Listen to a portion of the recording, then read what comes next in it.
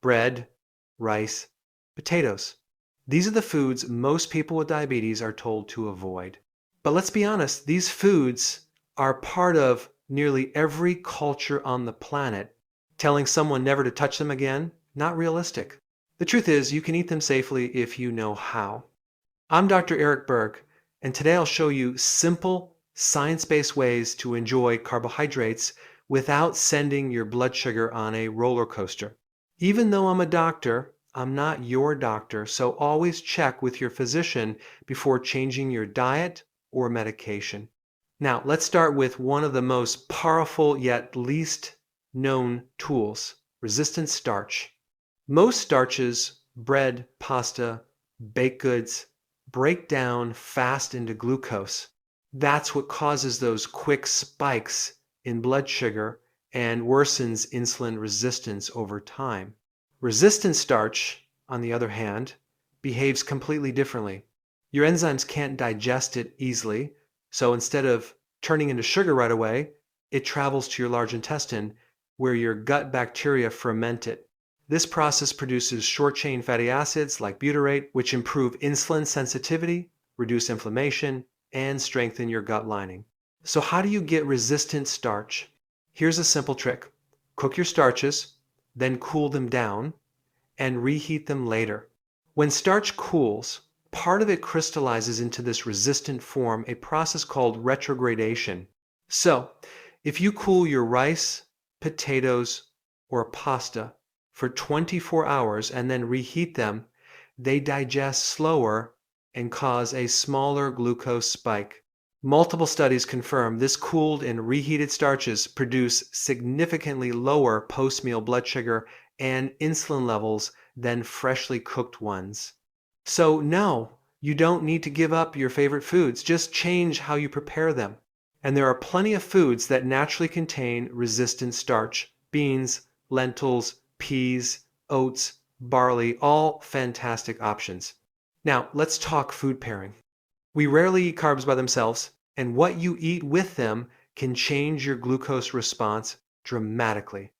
Adding protein to your carbs can reduce blood sugar spikes by up to 50%. Healthy fats also help by slowing digestion and supporting insulin balance. That's why rice and beans is better than plain rice. Potatoes with olive oil or butter cause a slower glucose rise than potatoes alone. You can also add acid to your meal, vinegar, lemon, or fermented foods. Acid slows starch breakdown and improves insulin sensitivity, helping your muscles absorb glucose more effectively. If you've seen my video on apple cider vinegar, you already know how powerful this is. Here's another overlooked strategy. Food order matters. If you start your meal with bread, you'll get a sharp glucose spike.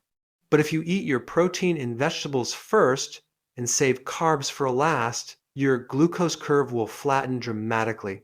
This is proven. Studies show people with type 2 diabetes who eat veggies and protein before carbs have up to 40% lower glucose spikes and 30% lower insulin levels.